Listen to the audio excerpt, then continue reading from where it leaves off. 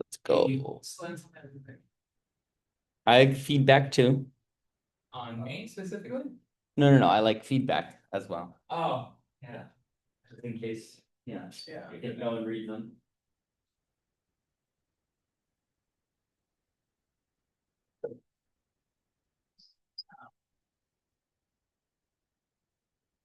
Okay. I mean, I can post them. I guess I'll post the rest of the videos for the rest of the year, but. Keep up after.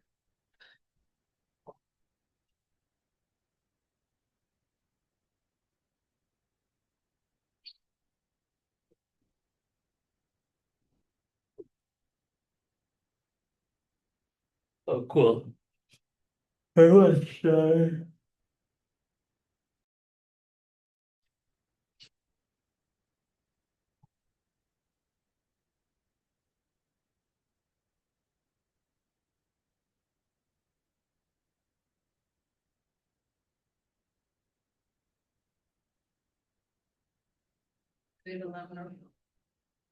Today is the lemon flow day. I'm Metzley. Hello. Did you fill out the SOTI?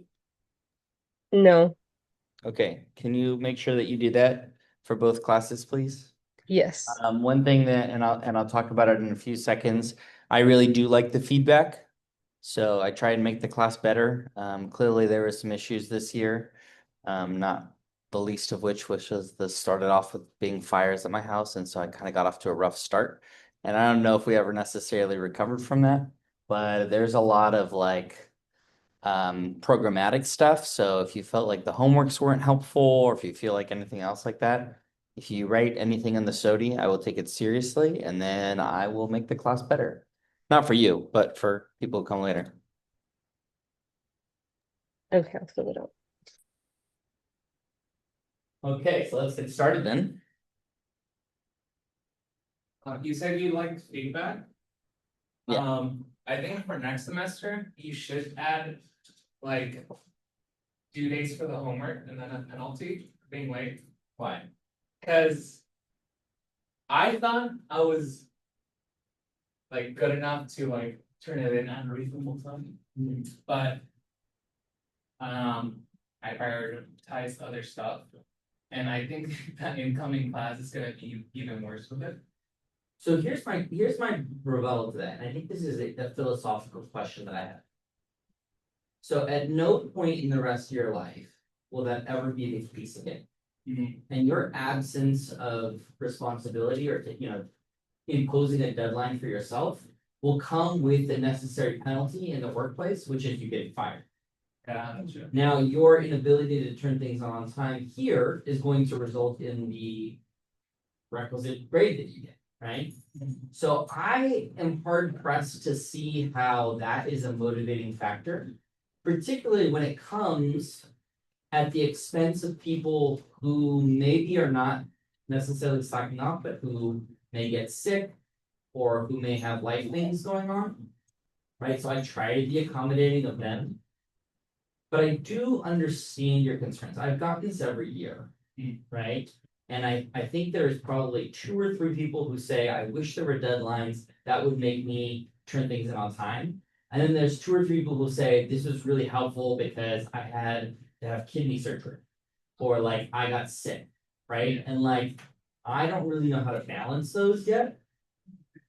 Maybe to make a medical exemption only, but there's a lot of people who are like, my grandmother got sick, right? That's not a medical exemption. So I'm like, I'm still, this is only my second year teaching this class. This is my 5th year teaching total. And the 3rd year that I've implemented this non-deadline, right? So there's obviously room to grow here. So if you want to think on that a little bit and like just let that bake, I would love to hear a student's perspective, No, yeah, Because my perspective as a professor is different, right? gotcha. I think that I like the way you do it, and I would agree with Daniel if you didn't have check-ins, which you do, because when you have a check-in, that's when I feel like, oh crap. What do you mean by that? 'Cause So you there's don't not- want there to be check-ins? No, I'm saying that's the way you do it is, I think, perfect.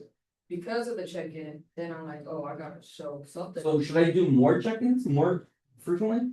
You should do the questions, like how you're gonna do in the final check-in, you're gonna ask more questions. Hmm. Kind of like how Dr. Kim does like a oral exam. I Yeah, think if you did like a little bit of that in the first couple of check-ins.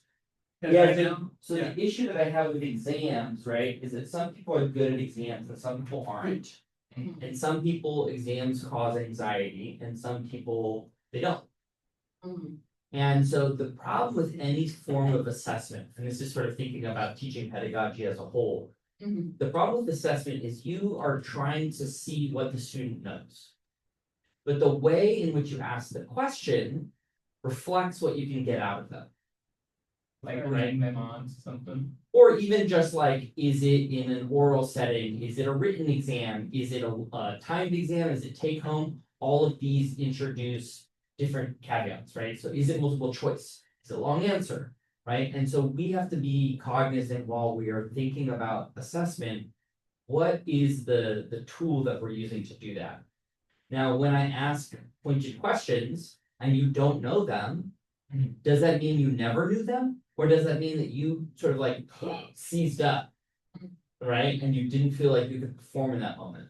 And then from that, how much do I get to base my assessment of you on that?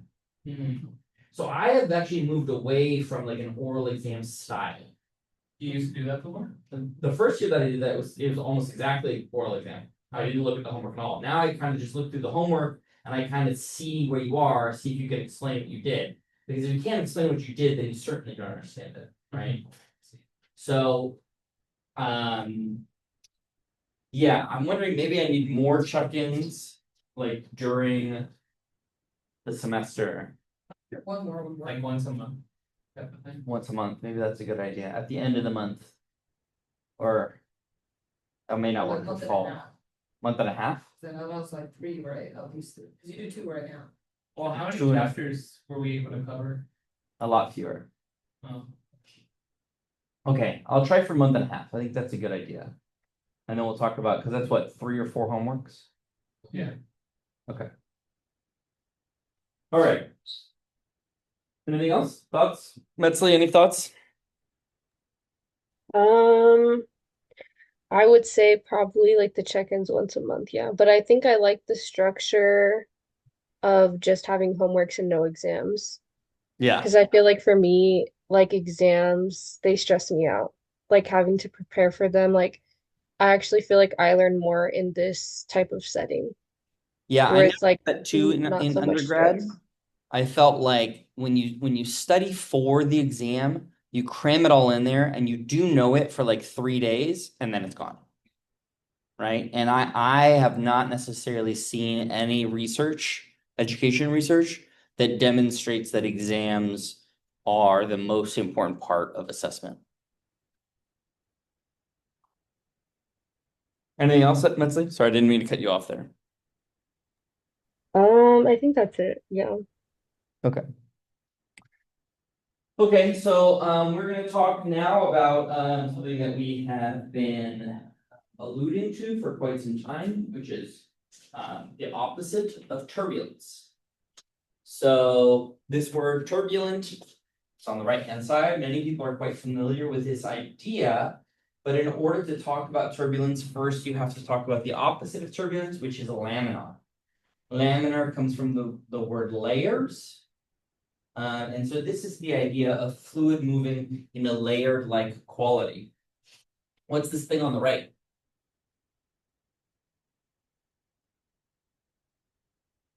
Oh, it's a stone. What? I don't know what it is. This is a candle. Yeah, I was like, is that That's the wick. And so after you blow it out, hot air is rising. And you notice that the hot air rises in a single plume. And then it begins to move back and forth. And it creates these circles, right? And poofs. So this image that you're seeing on the right-hand side is very similar to the one that you're looking at the left-hand side, where you have a transition from laminar to turbulent fluid. However, this transition region is quite small. It's right here. You can see that as it starts very, very flat, there's a small kink. See the small kink here? And once you develop that kink, it's an instability. And the instability in the fluid starts to run amok, and so therefore you get the shape above it. Okay. So we've been talking basically in chapters 7 and 8 when we're thinking about the Navier. Oh wait, hold on, let me say this first. This one, I think people like it. That's fine. If you haven't already done this, we did a little discussion of this here. We did say that. Right? Yeah, that's why I brought it up. I thought that's what you were asking about. Yeah. Okay.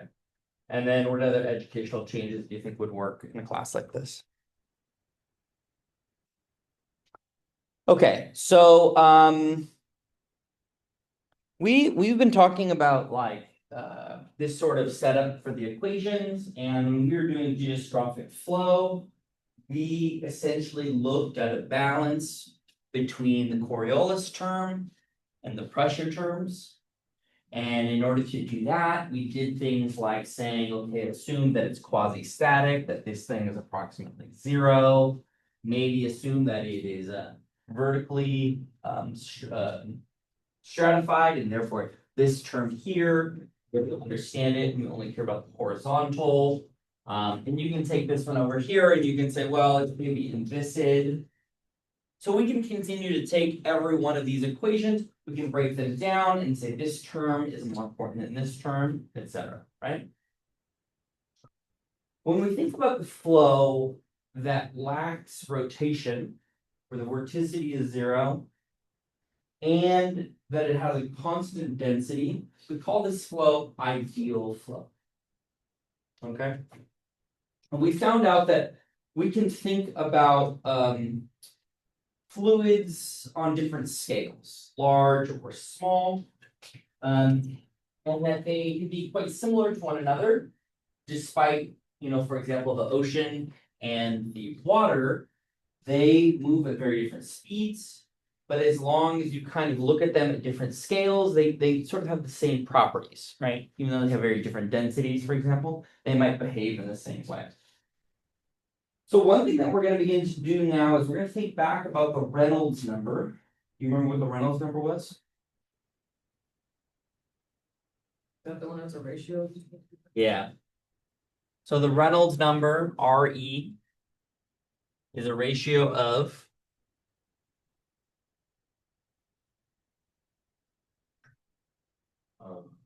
D over ZR. UD over nu. Something like that. Okay, and what does it mean?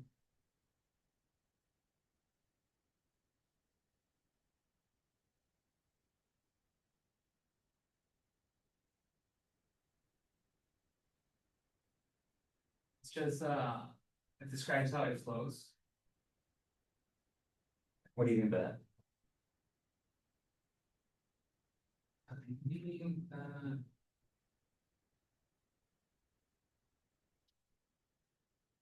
So when you have like a low Reynolds number, there's not gonna be a lot of turbulence, but when it's higher, that's when you see the instability for it.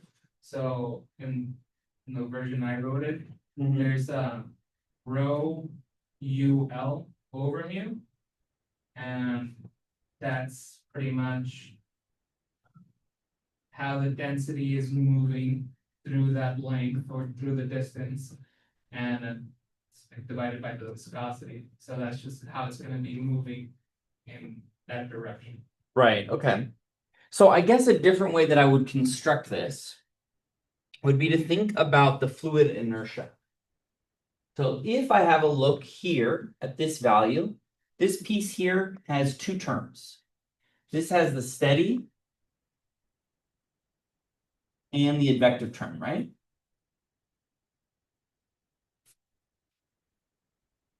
Is that true? And what does the advective term look like? How do I write it? Something with a little bit of change. U dot Delta phi, or Okay. That was gonna be the upside down triangle. Yeah, you could do that too. Okay. This is fine. Oh, wait. That's fine. You. Yeah. Right? Like that? Okay, so this has units of what? If I ignore the row, let's imagine that we can take the row to the other side, and I just want this piece here. What does that have units of?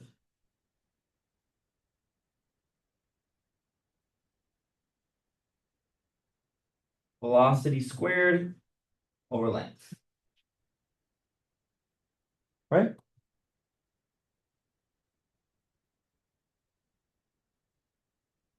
Okay. And let's have a look at this one here. If I move the row over, then this one has units of mu over rho. Del squared, that is L squared. Is that true?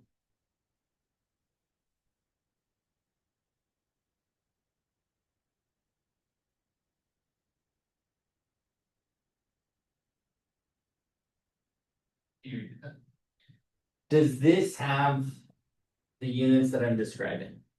So the mu comes down. The rho comes from the fact that I divided it off of this term, that side. And then the del squared u has units of u over L squared, where L is some characteristic length, Why is it not used for?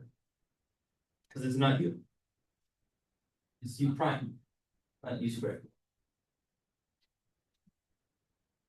Right? There's two u's here, so you get u squared.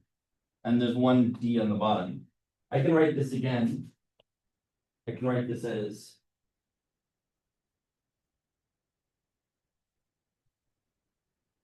right, that's how I would write this.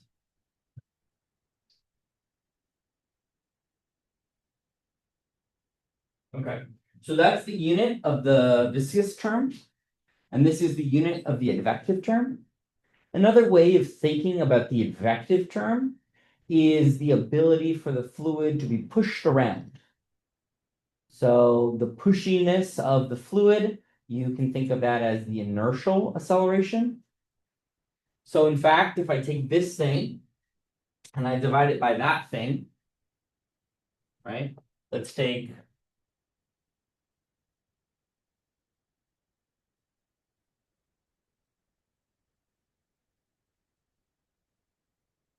okay, so let's take the advective, that's u squared over L.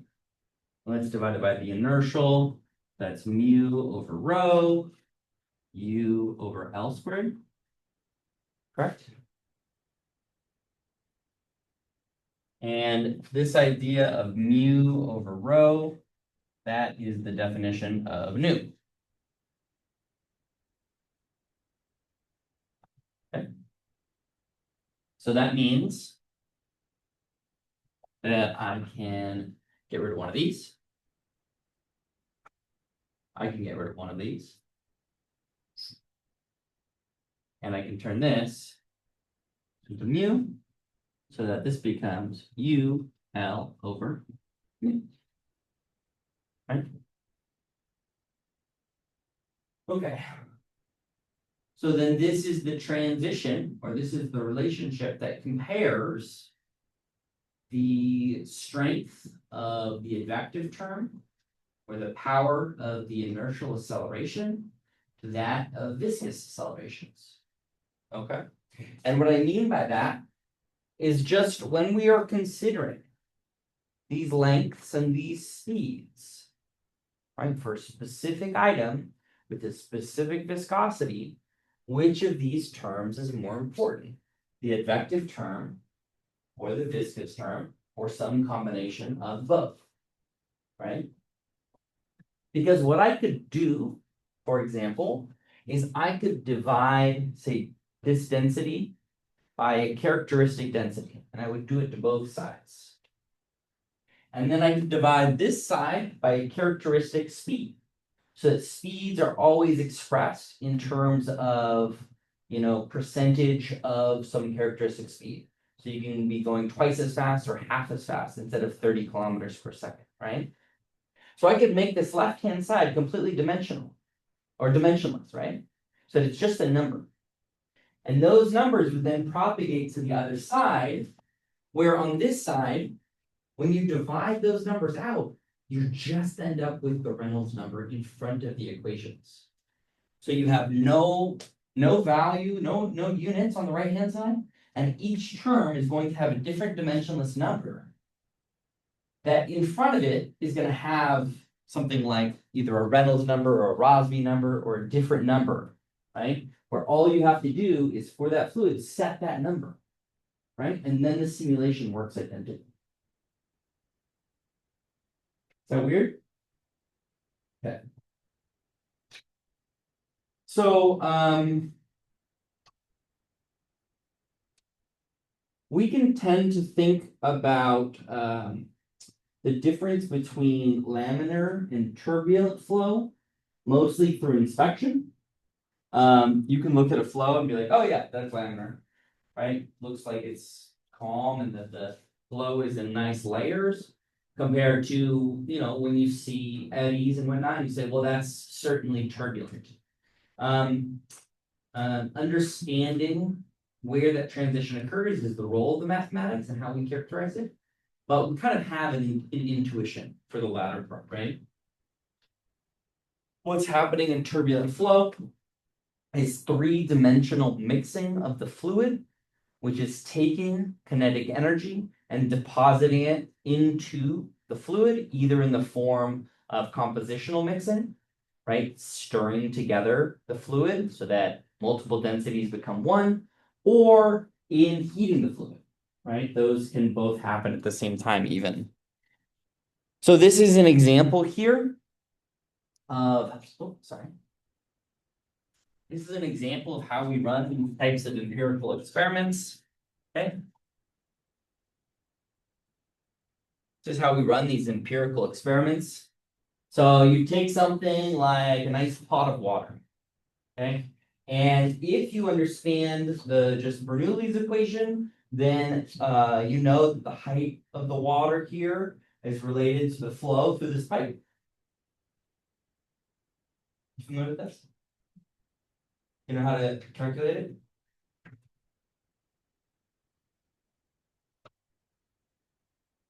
What's the V here?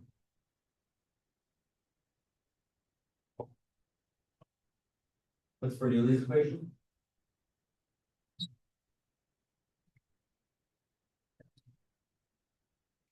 OGH.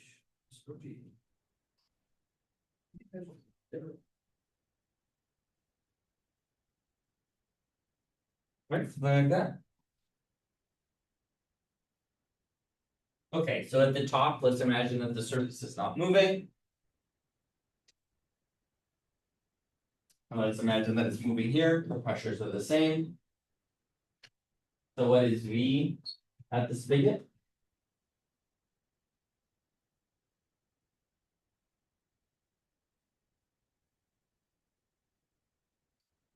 The spigots, the little. Yeah, this little piece here.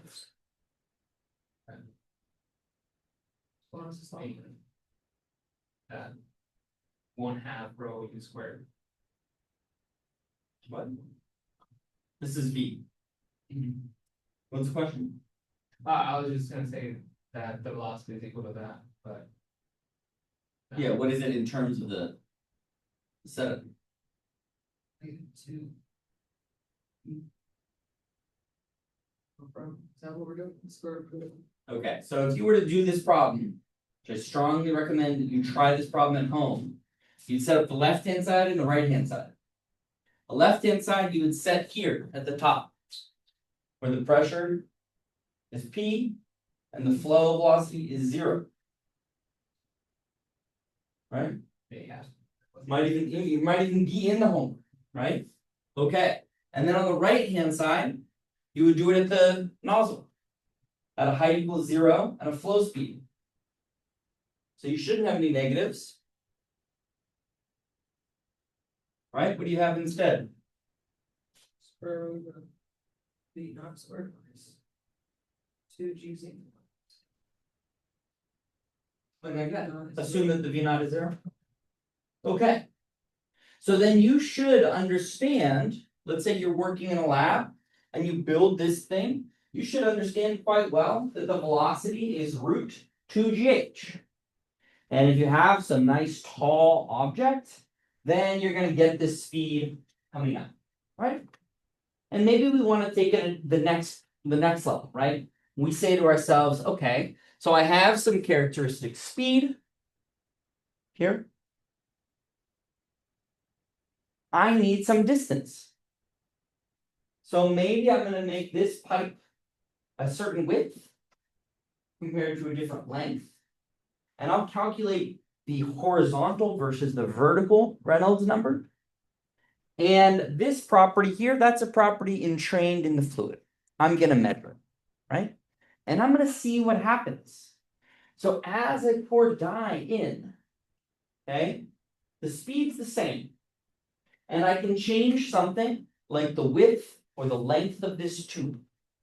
And I can watch as the dye goes through, does it mostly stay a single layer? Or does it begin to wobble and mix as it moves through the tube? Right? A lot of fluid dynamics is empirical. The discovery of these relationships was through observation, right? And this is the way in which we can change these observations in order to try and investigate them further, right? Does temperature matter? It doesn't appear to matter yet. We haven't seen it matter yet. Thermal diffusivity does exist, but that is not what we're talking about yet. Okay. So there are very few, we've talked about how difficult it is to solve the Navier-Stokes equation. And the major difficulty of the Navier-Stokes equation has to do with the fact that it's nonlinear. A nonlinear solution for your velocity field is not analytically possible unless you make certain assumptions, right? Simplifications, I could call them, right? Okay. So one thing that we can do is let's think about the flow through channel.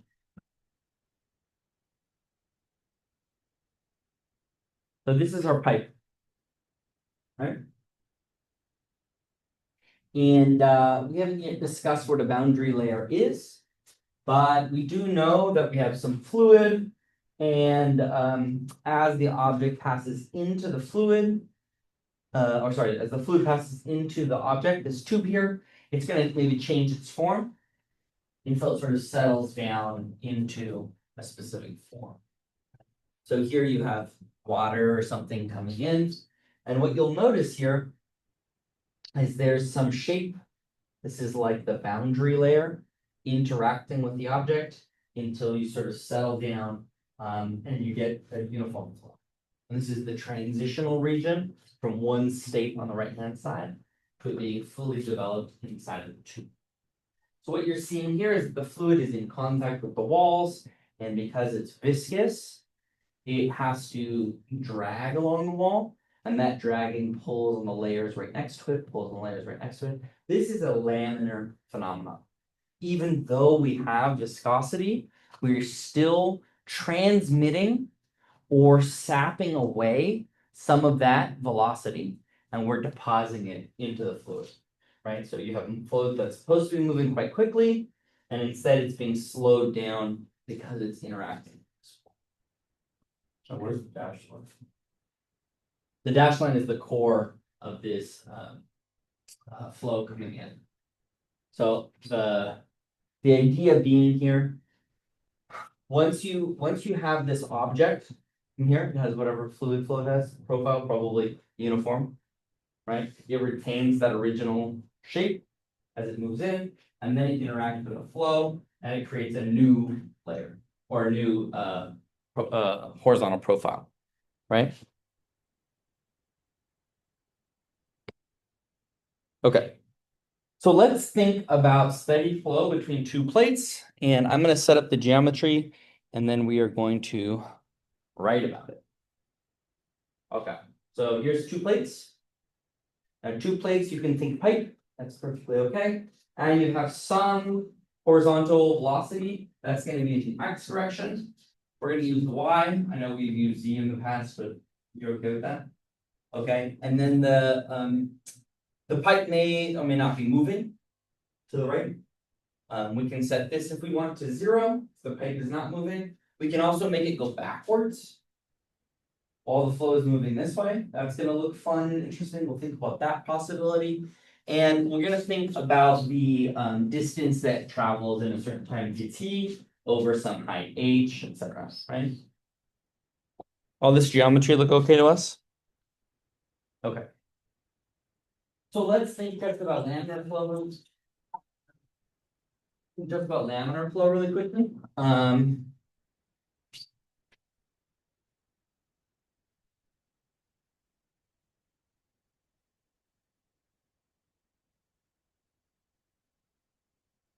We're gonna get some really nice solutions here. We're gonna simplify it on purpose. We talked about the fact that we want to think of this as an ideal flow, so no vorticity. Let's talk about constant densities. When I'm thinking about ideal flow in this context, I'm probably just thinking about water. The idea here, like imagine this is water in a pipe, that's probably your easiest analogy. Okay. So if we have some fully developed flow, it's already in the pipe, it's not in that transitional region, so we can imagine then it's in steady state, right? So you're going to have something like a horizontal u of y that does not depend on x, right? So therefore, du dx is equal to 0. So it should not vary in the x direction. This is some fully developed flow, right? And therefore, the continuity equation, which is du dx plus dy, oh wait, sorry, dv dy is 0. This also means that if this is 0, then this must be 0. Good. Okay. Since the velocity v, where's v? Which direction?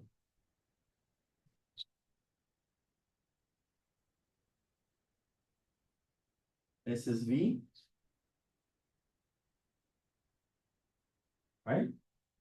So that's maybe not surprising, right? Because what is the velocity v at h?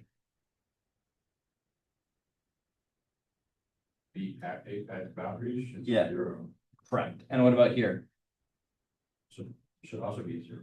Correct, right? So we really want to make sure that there isn't a velocity flow that's going up. It's just we're thinking just about a horizontal profile, right? Or I should say a left-right profile in x. Okay, so this makes u really simple. So the u vector, oops, the u vector is just u in the direction of y. That I should say that varies with respect to y, and then 0, 0, right? Okay. So this makes our Navier-Stokes equations fairly straightforward, because we can say something along the lines of 0 is equal to 1 over rho dp dx plus nu d squared u dy. And we can also say that 0 equals s1 over rho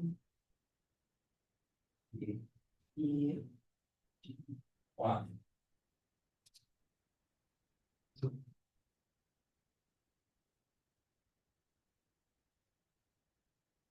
Okay. Is this solvable? States. I'm gonna say yes, yeah, it looks pretty solvable, right? So let's look at the y momentum equation, that's the second one here. This is x mom.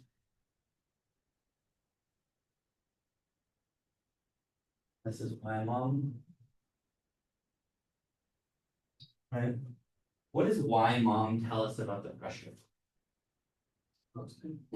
It's what? Constant. It's a constant in y, that's exactly right. So that means that P is a function of x. Dope. Okay. So the first term of the x in the equation must be a function of x alone. Right, so I wrote it as a partial derivative dp dx, but I could have written it as a total derivative, now that I know that, right? Or sorry, not total. What do you call it? Just an ordinary derivative? Yeah, ordinary. The big D or the little d? The little. Right? Because p is just a function of px. Okay. So the second term, however. This is really interesting. Wait a second. D squared u dy squared. That only depends on y, right? So the second term only depends on y. The first term only depends on X. how can they both be equal to 0? There's an obvious the dumb answer, or not the dumb answer, the one that isn't fun is. Okay, those are actually the better answers. I was expecting anyone to say they're both 0. So 0 equals 0 equals 0. Okay, that's the boring answer. The right answer, the interesting one, is that they're equal to one another, correct? Because this one is positive on the right hand side, and this one is negative on the left hand side. Good. And so one of you said that they were equal to each other, the other said they were. They cancel. I see the cancel out, just. Okay, so that's the right one. I'm missing one more word.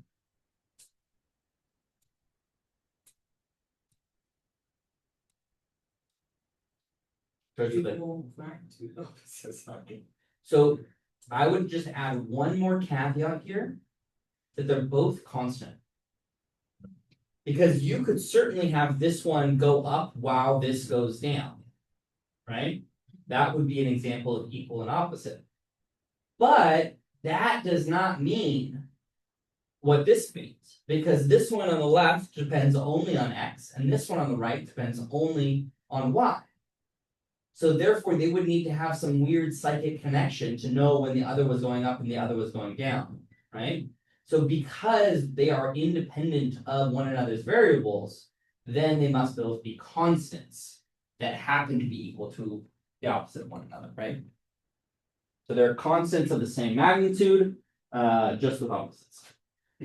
So do laminar flows have acceleration or just constant velocity? Well, we haven't quite yet talked about the accelerations, right? So Isn't that kind of like the acceleration? In the These- while?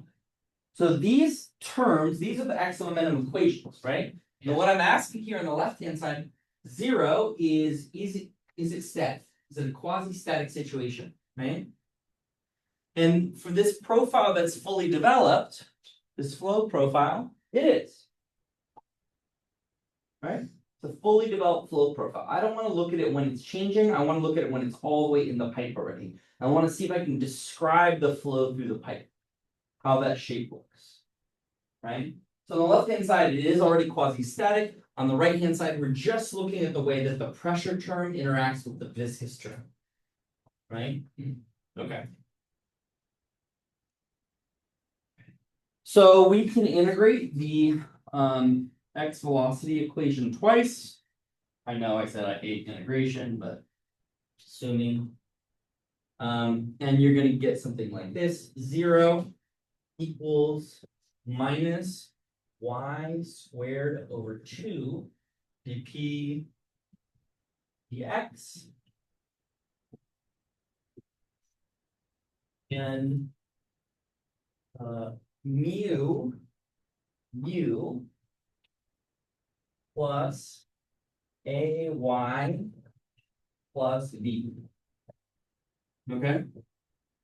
Where a and b are just constants of integration. dp dx, we changed from the partial just because we recognize that it was only a function of x. And this basically just says that the pressure is varying linearly along the channel, right?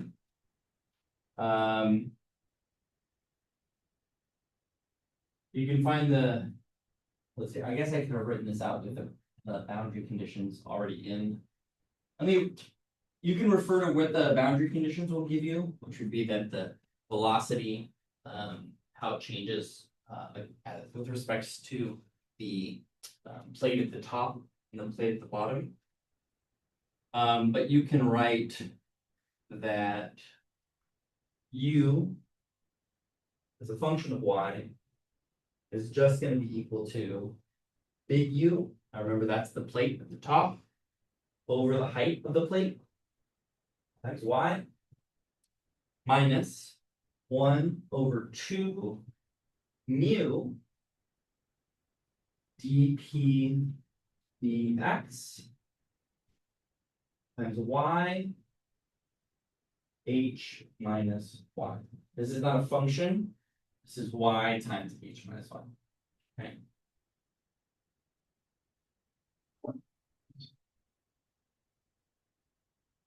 Okay, so let's see if we understand this. If there is no pressure gradient, what does the flow look like? Just U over H Y. U over hy. Good. So what does that look like?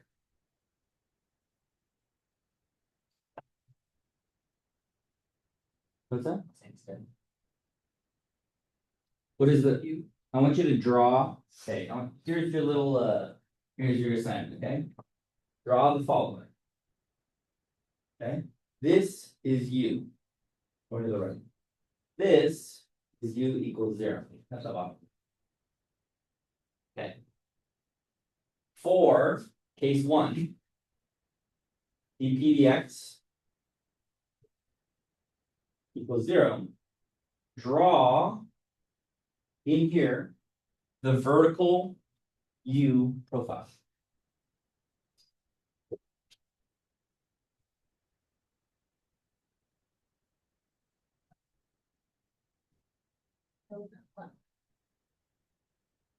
So it's still continuing, but there's no curtain. So draw it. What does it look like? I want to see everyone's drawings. I can't be the only one to make horrible drawings in class.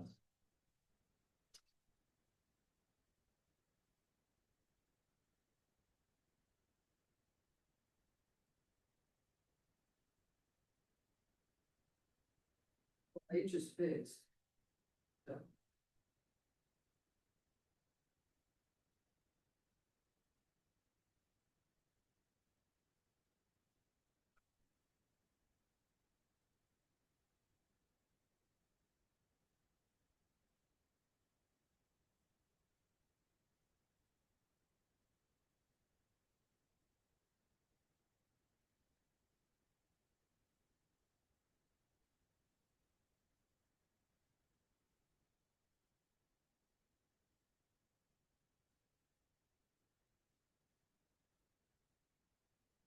All right, show me your beautiful artistic.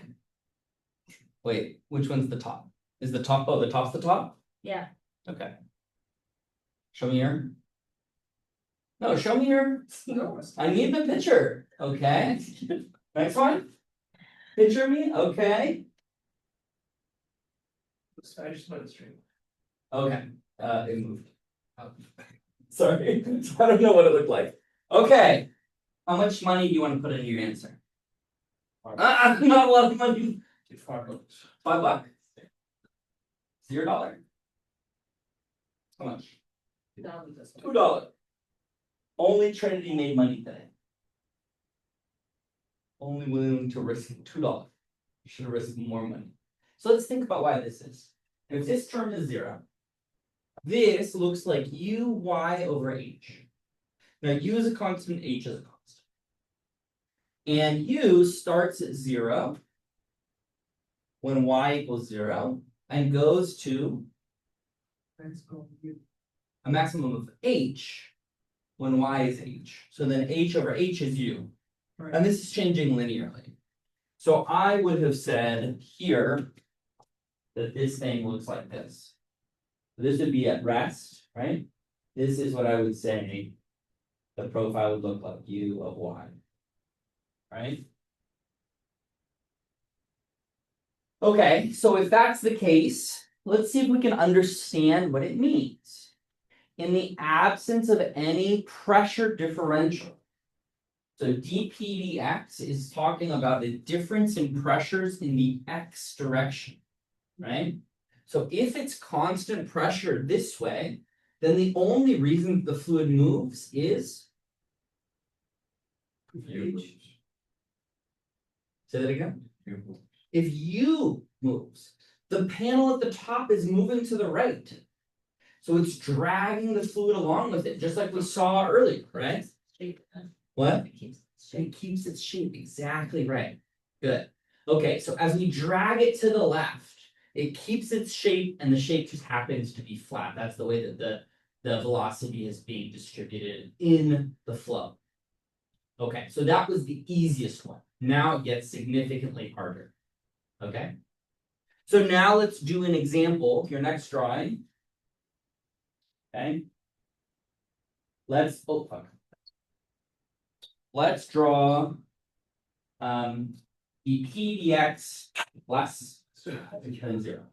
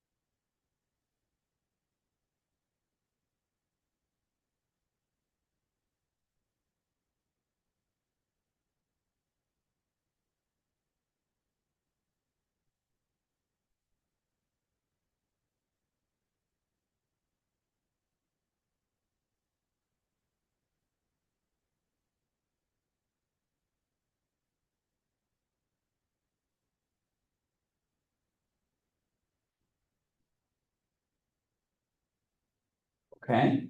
Okay. So let's remember that the top is still dragging. I think you're halfway there.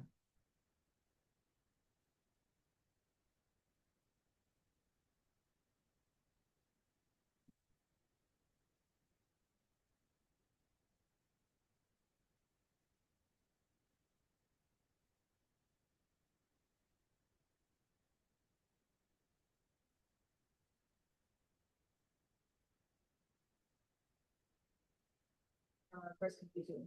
It's still dragging. It's dragging in the same direction, right? Yeah, so let's ask the question. What does this first piece mean? What does dpdx less than 0 mean? Yes, I understand that it's negative. Good. What does it mean? What's moving backwards? Okay, we haven't talked about fluid. All I said was dpdx. As X increases, the pressure down. As x increases, the pressure is going down. So that means where is the high? Here, right? And where's the low? Here. So in fact, the flow should be going from high to low, no? Good. So the pressure is pushing the flow to the left. And this bad boy is going to the left. So it should be a combination of these two phenomena. And in fact, that is our archetypal example right here. This thing is being pushed to the left faster than this guy can take it. Now it's still dragging along with it. It's okay, right? You kind of hate it? Yeah. Imagine what would happen here if u goes to 0. What's that? Well, if u goes to 0 here, this term goes away. And let's use the same one here. You still push it through the tube, right? But all of a sudden you get symmetry. And that symmetry comes from the fact that the flow needs to go to 0 at the boundary, right? And so it does that by coming down like this and then peaking directly in the middle where the pressure is. Just like we saw on this example here, right? Going to 0 at the boundaries and being maximum in the center, right? But if that top thing can move, then the flow doesn't have to go to 0 with respect to the ground. It only has to go to 0 with respect to the object, right? Would that be pretty sharper if you use going the opposite direction? If you going which? The opposite direction. Ah, that's a very good question. So now this moves in the opposite direction. U is going to the left. Okay? As U goes to the left, that would drag it all back this way, right? But the pressure is in fact pushing it in the other direction. So you're gonna have an inflection point, right? You're gonna have a 0 along the line, are you not? So in fact, we can think about this differently. We can think about this instead of U going backwards, I would say that that is equivalent to dpdx being, right, greater than 0. And that would mean that I had a low on this side and a high on this side. And so therefore the water is pushing through the tube that way. So now draw that bad boy.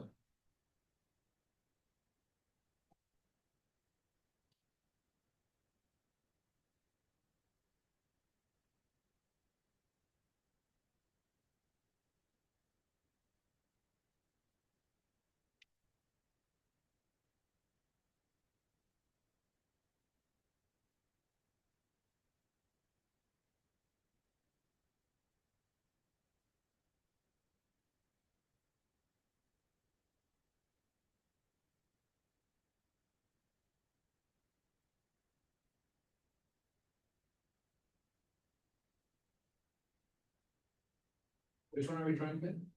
We're drawing the example where the top plate is moving to the right, but the dpdx is less than 0.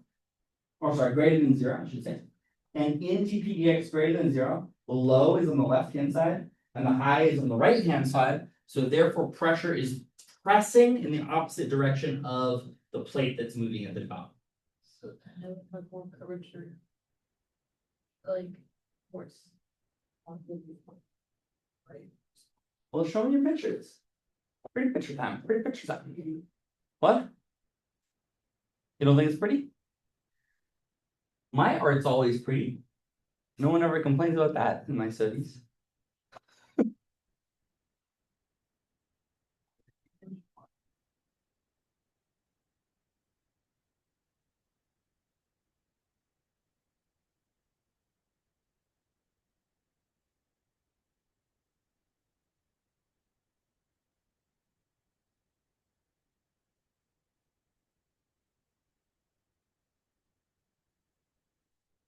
Okay, picture. Picture me, picture me. Alex is going down. Okay, so the only thing is that the flow is being pressed by the high is here and the low is here, so the flow is being pressed this way.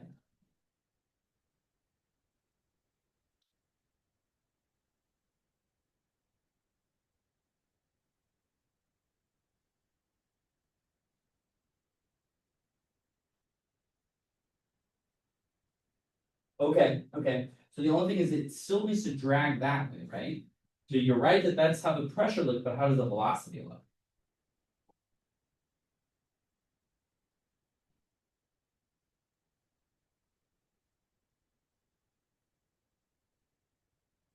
Give me the thing.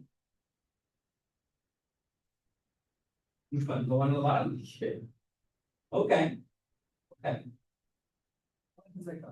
So it does need to go to 0 at the bottom. So what I'm noticing in a couple of people's drawings here. Is the length of the arrow, right? Does indicate the strength. So if you're drawing something like this, right? And you have big long arrows, right? As you touch the ground, then it's not going to 0. Right? Okay. So in fact,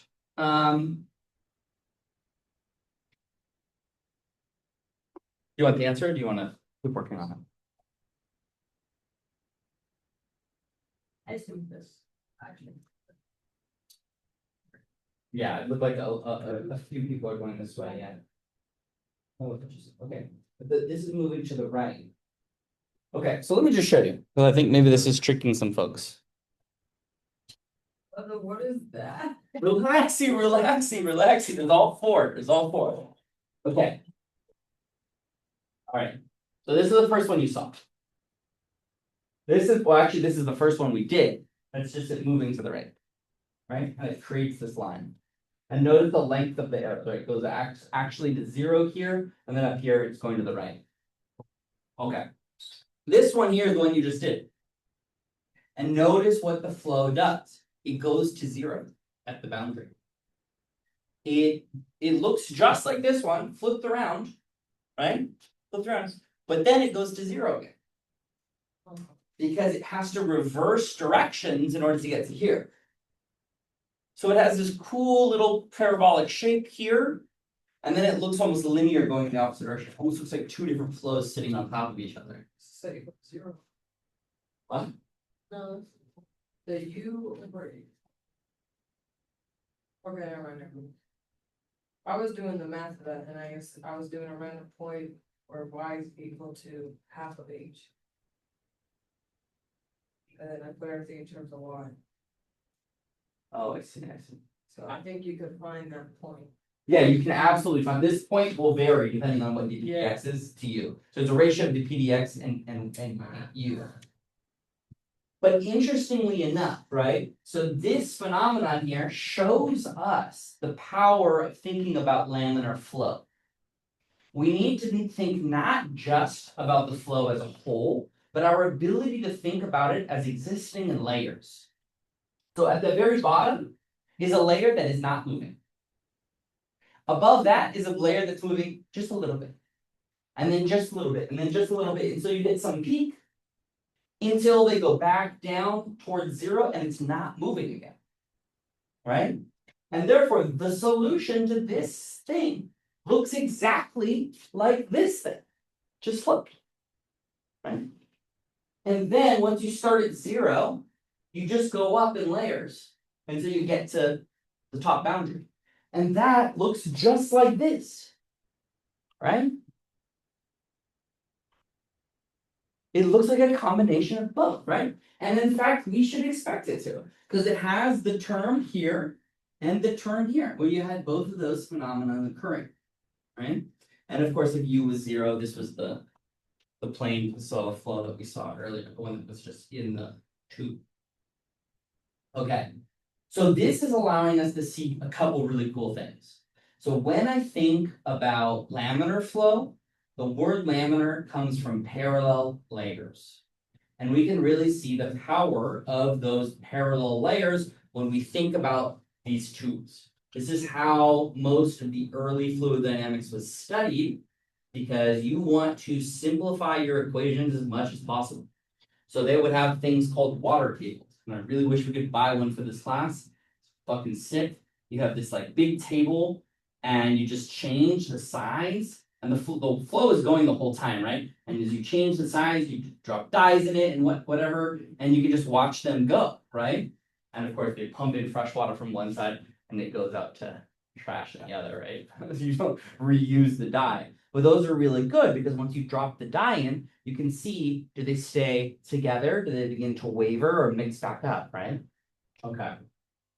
And so as we see these parallel layers that form the surface, or sorry, form the fluid, we also see that there is similarities between them. So these equations here, they can scale. That is to say, U and H will have the same, like, this gradient here will be the same as long as the ratio of U and H are the same. Right? So if, for example, I run this phenomenon in a very small lab and have one going by the other, then I'm going to get this shape.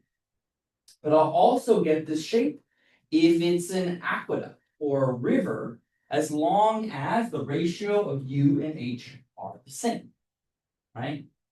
This is a powerful phenomenon called similarity solutions. We can take one group of fluids, and as long as, let's say, a length scale decreases by a factor of 100, you say, oh, there's no way that a drop of water, moving through a pipe is going to look exactly like an ocean moving through, or a river moving through the Mississippi. Well, it will, as long as I slow the speed down by a similar amount, right? Oh, shit, I deleted it. Up here was the Reynolds number, right? And let's have a look at what the Reynolds number was. What that's chunk. My glass. I need, like, the thing, when it like hangs off. I'm gonna make one and then I'm gonna buy it from myself. Okay. What was the Reynolds number? over 2. Okay. So let's just assume we can't change the kinematic viscosity of water. Okay. So if I have some experiment that I do in the lab and the laboratory setting, maybe I have it flowing through some pipe, and I want to compare it to an aqueduct. And I want to see if I get the same phenomenon. If I go from the lab to the aqueduct, L has gone up by, say, a factor of 100. If I want to see the same phenomenon, what has to happen to the flow in that aqueduct?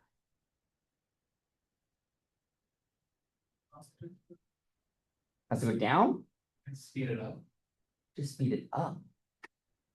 Right? Viscosity's not changing. Because the viscosity is not changing. Right?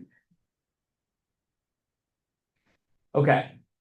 So if you think about it in the context, right, because I want to keep the Reynolds number the same. I don't want to keep this two things the same. I want to keep the Reynolds number the same, right?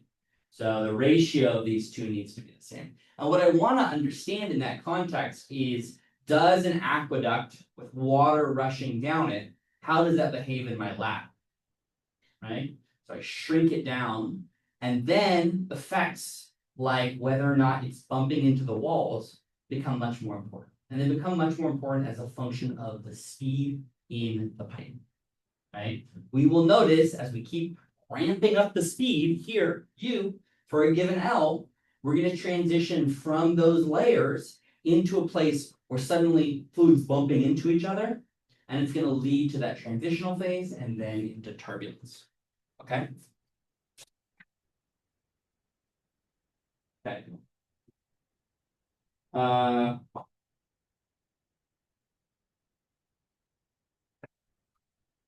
Let's see, should we talk about Stokes' problem? I do want to talk about similarity solutions, but I don't know how much time we have here. Let's talk. We have 10 minutes. Come on, Krismani. Uh-oh. Uh-oh.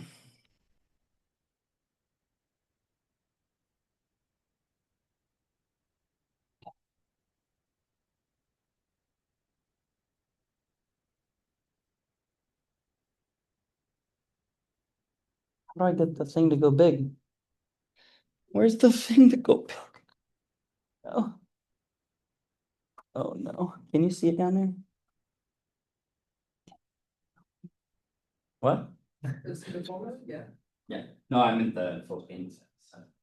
Okay, so you know this one on the bottom. This is our dearly beloved Navier-Stokes equation.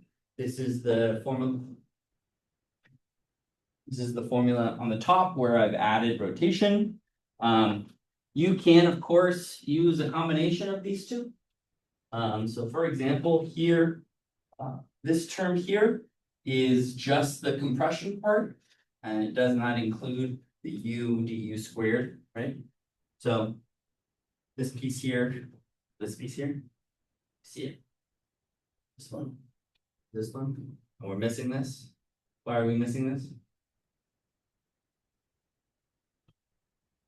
That's a building. Right, good. So we just assume that it's water, it's incompressible, right? Boom, bada bing, bada boom. But if you wanted to, the full Navier-Stokes equation on a rotating planet would include this and all of these terms plus these ones, right? So nice and complicated, right? And so interestingly enough, we can think about that process I told you about earlier called dimensionalizing or non-dimensionalizing the equations. Right? So I can take, for example, any section here, right? And I can say to myself, okay, let's take this equation, and the first thing I want to do, I'm going to simplify it dramatically, no rotation. So all these terms, fuck off. Okay? We're just going to have our flow. And we're also going to choose water. So that's gone. Go fuck yourself. So let's do it on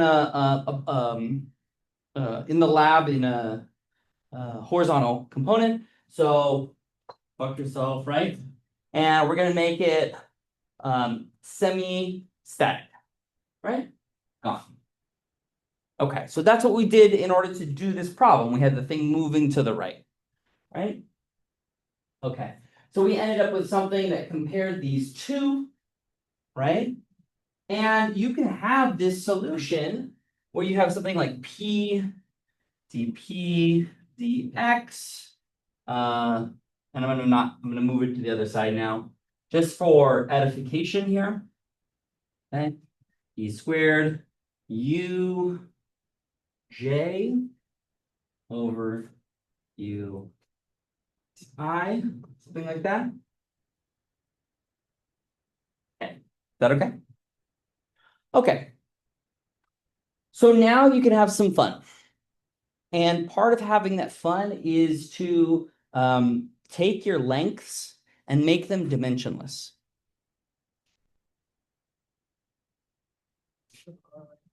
For one length, Yeah. What do you mean one length? like So- instead of having units, you just say, this is my length.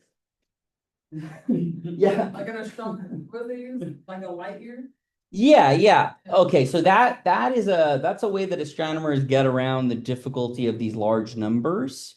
But what I'm talking about would be saying something like, okay, let's take u, okay, and we already know what the answer is for real u, but let's imagine here that I'm gonna write u as little u divided by some characteristic length. Sorry, velocity, right? And you might even be clever. You might start off by saying this big U, let's make that the remember how this plate was moving? Let's make it that characteristic speed. Right? So now all of your speeds throughout the problem, they're going to be represented as a fraction of however fast that plate was moving. Right? Okay. So this would be a way of doing it. You might say to yourself, okay, well, let's take X, or let's take, viscosity is not a great example. Let's take your pressure equation. Let's say the pressure changes with respect to X or Y or something else. You would say, well, this is some vector, and it's going to be Px with respect to P naught, and Py with respect to P naught, and so on and so forth, right? And in doing so, all the pressures fall out, right? It's just the number. And you end up with something, right? So you might have something like, let's call these something different so they're so they're not so confusing. right? You would transform these equations into dpx p bar equals, and I'm gonna leave something off here, del squared del x I squared of u bar, and you have something like a Reynolds number. Or 1 over the Reynolds number, depending on which side that you put it on, right?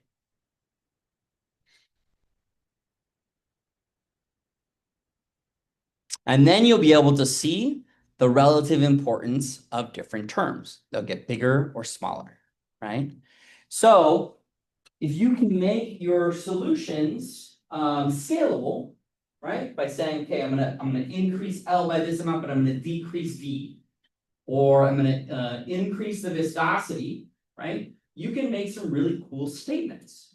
Because you can say, okay, we have that example of the tube in the lab, and we want to compare it to an aqueduct. I'm the worst at this. Okay, here's the Reynolds number, okay? And you have the U and the L over nu. Okay. So you have some speed in the lab for water over a channel length. Okay. But let's say you want to consider the flow through like you want to see like a big flow through an aqueduct. So the length scales are going to get bigger, but you have like limitations in your lab, so you couldn't crank up the speeds the way you wanted to. So there's something else you could do here, right? You could change the viscosity. You could use a different fluid to simulate water in that big old tube, right? As long as these two change in the same way, then the flow, as long as it's laminar, is going to represent the same object, right? And so if you've ever looked at like you know how they have those pictures of the car, they do the car wind in the wind tunnel, they simulate all this stuff behind it. Do they build a full-size car? No. They make it small, right? And they make it small because they can get away with doing that as long as if you decrease L, you got to change the other parameters, right? And similarly, you don't have to do all of your testing with the dynamic viscosity of water, right? If you need to change it, you can make it be less viscous or more viscous, right? You can do an experiment with honey, and that might be how magma behaves at certain scales, right? Okay. So in the case with the car, they just speed up the wind a lot, just to show us. Is it speed up or slow down? They make the, oh, yeah. No, it's good, right? You want to think about it. Because we are quite used to the idea of like AV equals AV, right? And we think to ourselves, well, if A goes down, then V has to go up for it to stay constant, right? But we want those things to move together in concert, right?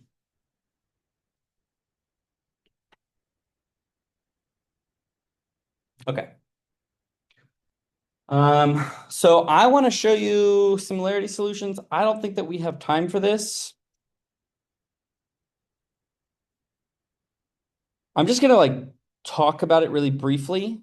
And this is sort of getting to this idea, oh, this is where I want to go. Okay, I want to do boundary layers at the beginning of next week. We only have 2 classes left. And I feel like if we don't talk about boundary layers, oh, sorry, you're really going to be sad. But the idea is I would really encourage you to look at 9.4 because we are going to do we're going to do nothing here.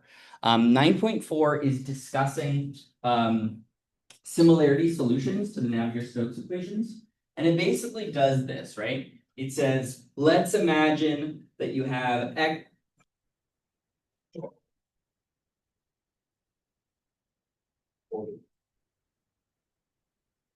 Let's imagine the flow is just at rest everywhere. Okay. And here's what I'm going to do. I'm going to move this plate to the right. Okay. Now, as I zoom in here, okay, I notice that it starts dragging And so therefore it drags the flow right above it, so therefore it drags the flow right above it, drags the flow right above it. And here's t equals 1, right? Beautiful little curve. Okay. And then if I just wait a few seconds later, it appears to be dragging more fluid above it. Right? Because that starting from rest, moving to the right, now that information is telling more and more of the fluid, hey, I'm moving to the right. And we saw this earlier where if we just keep dragging, it's going to go all the way until it communicates to the other boundary. So 0 at this one, U at the other. But in this process of dragging to the right, as we pull layer after layer, you're going to notice something really cool. Okay? So if you're sitting there and you're looking at it, you say, well, how does this curve compare to this curve? If I zoomed out, would they look the same? Right? And you can turn this into dimensionless numbers. U as a function of the characteristic velocity, and y, the height, over a combination of the dynamic viscosity and the time. Now you're gonna have to see which of these goes together here. But what ends up happening is that you get this similarity solution where the object looks the same with time as long as you pull back in sort of a similar way. Right, so this is something like a height, and this is the flow. Right? And it just remains exactly the same as you move through the flow. Now you assume there's no top to it. You can always keep zooming out, zooming out, zooming out, zooming out. Right? And so the reason that I want to bring this up at all is because we need to start thinking about this in order to be able to do something like this. So this is where we're headed, and I'm running out of time here, so I'm just going to say it really brief. Okay? We start here, zoomed into this object. And we have to be able to confidently say that it goes to 0 at the boundary and then smoothly goes up into a number, right? And it doesn't matter what this object is, whether it's the ground, whether it's a plane, whether it's the surface of a baseball or a golf ball. We have to be able to say, if we zoom in and we think about these properties correctly, then they're all similar to one another, and therefore I can use one, solve for another, solve for another, and I can use those analogies all the way across the board. And similarly, if I then flip this on its head, and I imagine that there's pressure going to the right, and this thing is holding it down, I can use my plane Colette flow, the pipe, and the shapes therein, they also look similar, right? So we're going to be able to add all of these ideas together, fold them in order to describe boundary layers, and then from boundary layers, you get planes flying and turbulence. Okay? Cash dollars? $2 cash dollars. Oh, look at this one. Cool. This one is cool. Where'd it go? Fuck. Huh? Sick. So people always wonder, how do you view air? You have these like special cameras that view polarization in the air, dispersion in the polarization. And you can see here, this isn't breathing. Turbulent. Breath out your mouth, not laminar. What's an example of a bodily thing that is laminar? What? The bodily, like gas or fluid that is laminar. What? Is it? That's a very good question. Is blood laminar? Is blood going through your body, is it laminar or is it turbulent? And do we need to know which? Yes, we do need to know which. Why? You can get it to flow in one direction, all gas, right? Yeah, but okay, so here's an important thing to think about. Is turbulent flow, does it get to where it needs to go? What do you mean? If I look at a stream, the rapids, for example, are they getting to the bottom of the stream? Yes. So blood getting from point A to point B is not necessarily the issue with turbulence. comparison of these two. Sure, no, my question is one bad? Is turbulent or parallel lines bad? And here's my argument, okay? I know what the answer is, so I'm gonna pretend, okay? Let's imagine I give you two different scenarios. I tell you, okay, student A says that your blood should be laminar because that way it gets from point A to point B. And student B says, no, your blood should be turbulent because it needs to deliver oxygen. And so therefore it can't just be in layers because then the outer layer would get deoxygenated. Now, neither of these students know what they're talking about. Okay, I just made up both students, but you can hear the arguments for them, right? So your job over the weekend is to find out whether or not your blood is laminar, and this is not by inspection, okay? You're not biologists, but think about what are the necessary things. Like think about the Navier-Stokes equation, think about the energy equations. What do you give up by being turbulent? And I don't want an answer now, I want you to think about it. Sounds like 100, 2000. We had us